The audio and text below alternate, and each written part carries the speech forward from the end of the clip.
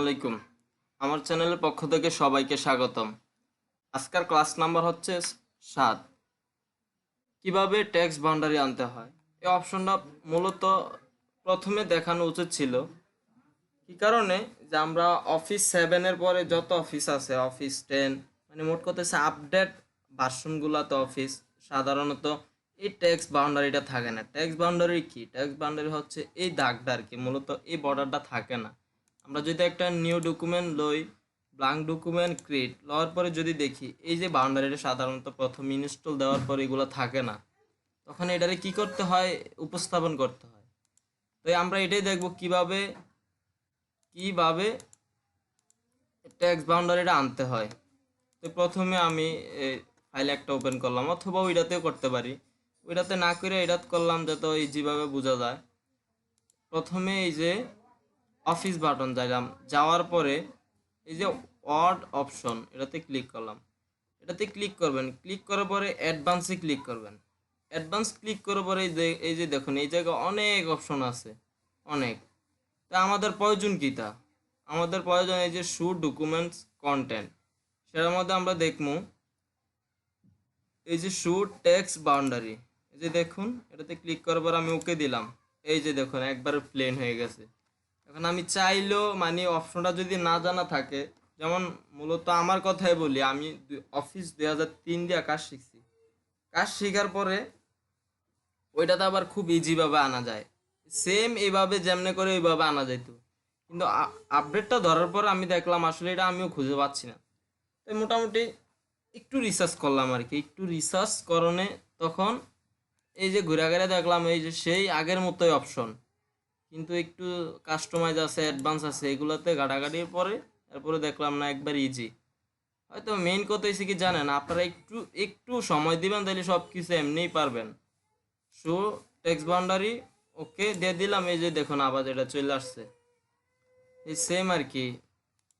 Office 3 আরও ইজিভাবে থাকে, এই যে এই জায়গায় একটা অপশন থাকে ইনসার্ট, ওটাতে যাওয়ার পরে এই যে সেম এই অপশনটাই থাকে। অপশনে কি এটা গেল। আর 2 নম্বর এসে কিভাবে প্রিন্ট প্রিভিউ করবেন। এই যে আমরা এতদিন ক্লাস করলাম, 1 2 3 4 5 6 7 পর্যন্ত আজকে আসলাম। কাজ করার পরে আমরা তো এগুলা প্রিন্ট করতে হয়। কিছু কাজ আছে অনলাইনে থাকে, আবার কিছু কাজ আছে অফলাইন। অফলাইন বলতে কি? অফলাইন হচ্ছে এটাই, আমি এখানে কাজ করবো, কাজ করার পরে যে কাজটা আমি হাতে ধরতে পারি সেটা হচ্ছে অফলাইন আর কি। সে আমি কাজ করলাম, যেমন একটা প্রশ্ন লিখলাম, লেখার পর আমি প্রশ্নটা হাতে ধরলাম, তো সেই ক্ষেত্রে কী করতে হবে? আমাকে প্রিন্ট করতে হবে। ঠিক প্রিন্ট করার আগে অপশনে একটা প্রিন্ট প্রিভিউ বলতে, যে প্রিন্টের আগে দিয়েই প্রিন্ট প্রিভিউ অপশনটা আসে। এই কারণে আসে যে আমি প্রিন্ট করবো, প্রিন্ট করার পরে আমার পেজটা কেমন দেখা যাইব। চলুন আমরা দেখি। যেমন এটাতে আমি কিছু লিখলাম, আমি একটু বাংলায় লিখি। সুতুনিয়ম জি, বাংলার ক্ষেত্রে সুতুনিয়ম জি, কন্ট্রোল বি দিলাম, আমি লিখতেছি।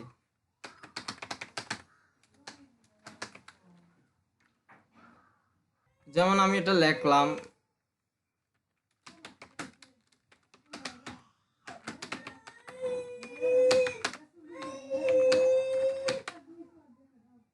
এই যে দেখুন এই লেখাটা আমি একটু বড় করি, 50টা বাড়িয়ে দেই, এই দিলাম 48। ঠিক আছে, এখন এটা প্রিন্ট দিলে এটা কেমন আসবো? এই যে বাউন্ডারিটিকে থাকবো, প্রথম অপশনটা দেখাইলাম কিভাবে বাউন্ডারি টেক্সট বাউন্ডারি আনতে হয়। তো টেক্সট বাউন্ডারি এটা আর কি, আসলে এই যে প্রিন্ট দেওয়ার পরে এই বাউন্ডারিটা থাকে না। তো এটা কি কারণে প্রয়োজন হয়? আমাদের কাজ করার সুবিধার্থে। এই যেমন এখন যদি আমি এটা উঠে দেই, টেক্সট বাউন্ডারি যদি আমি উঠে দেই, উঠে দেওয়ার পরে এই যে দেখুন টেক্সট বাউন্ডারি এই যে কেমন যেন একটা হিবিজিবি লাগতেছে, যে কই থেকে শুরু হয়েছে কই থেকে শেষ হয়েছে সেটা বোঝা যায় না। তো সেই ক্ষেত্রে যদি এই ট্যাক্স বাউন্ডারিটা থাকে, তাইলে আমাদের কাজ করতে খুব একটা সুবিধা হয়। এই কারণে আমরা এটা দিয়া দেমু, সুবিধা হয়, সেক্ষেত্রে আমরা এটা দেমু। তো কীভাবে প্রিন্ট প্রিভিউ করতে হয়? প্রিন্ট প্রিভিউটা এটাই হচ্ছে যে আমি লেখাটা লিখলাম, একটা টেক্সট লিখলাম, লেখার পরে এটার প্রিন্ট দিমু। এই যে অফিস বাটন যাবেন, যাওয়ার পরে প্রিন্ট একটা অপশন আছে, এই যে প্রিন্ট অপশন, এখানে ক্লিক করলে সরাসরি প্রিন্ট আয় পড়বো। এই যে প্রিন্ট, এটা 3 নম্বর অপশনটা এটা আসবো। তো তার আগে প্রিন্ট প্রিভিউ করব কাগজটা কেমন হইব আর কি। তখন অফিস বাটনে যাওয়ার পরে এই যে মাউসটা কার্সরটা খালি এই জায়গায় আমি নিয়েছি, মাউস পয়েন্টারটা নেওয়ার পর আমি ক্লিক করি নাই, এখানে 3টা অপশন শো হয়েছে। যে প্রিন্ট প্রিভিউ ক্লিক করেন, এই যে দেখুন যে প্রিন্ট দেওয়ার পর ওই টেক্সট বাউন্ডারি থাকবে না, সেম এটা এই আকারে আসবে প্রিন্ট প্রিভিউটা।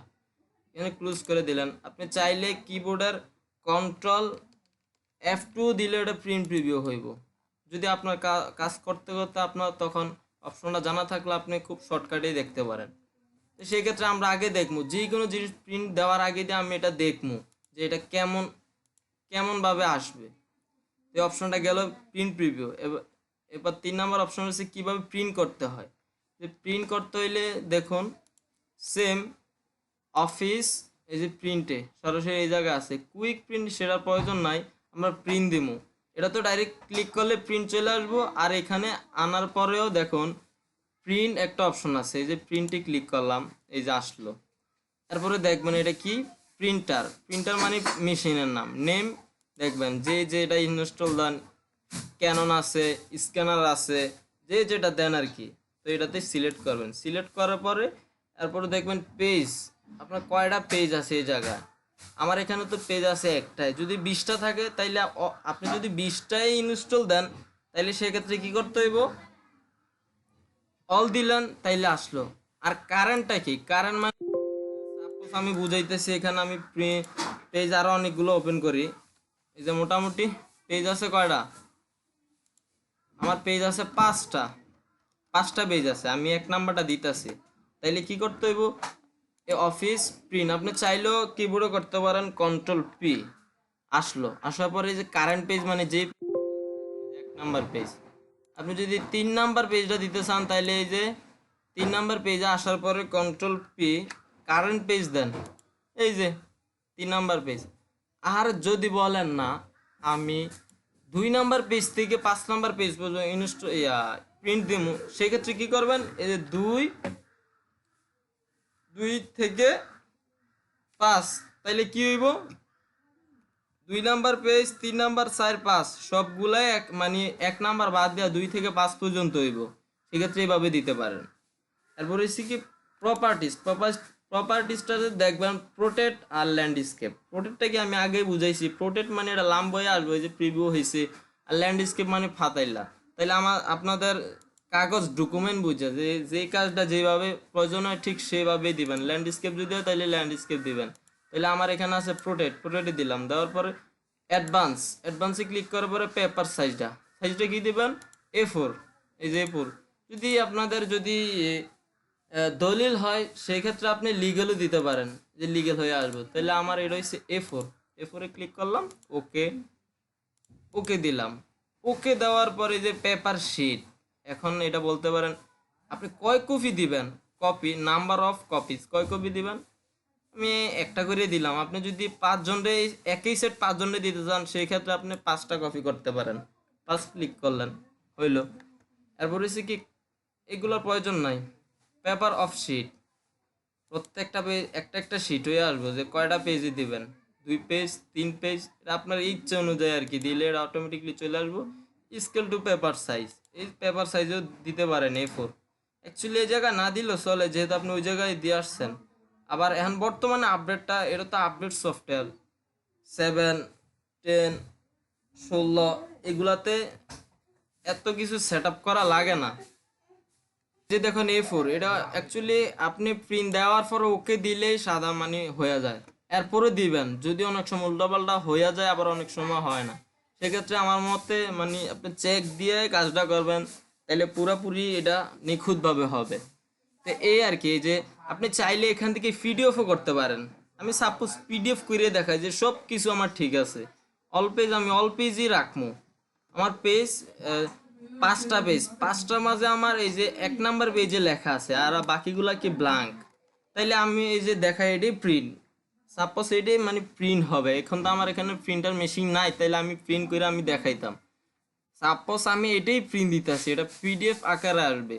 তো অল প্রপার্টিস কি দিলাম, প্রোটেক্ট আর অ্যাডভান্সে A4, ওকে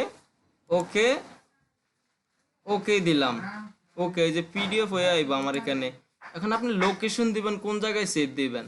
তা আমি সেভ লোকেশন দিলাম এই জায়গায়, লোকেশন দেই ডেস্কটপে, আমি লোকেশন দেই কি নামে দিলাম, দিলাম ডেস্কটপ, এই ডেস্কটপে Microsoft Microsoft control L R B Microsoft office 2007 দিলাম, সেভ। এই যে দেখুন আমার এটা কি সেভ হয়ে গেল। তাইলে আমি একটু চেক দিয়ে দেখি আমার এটা কি হয়।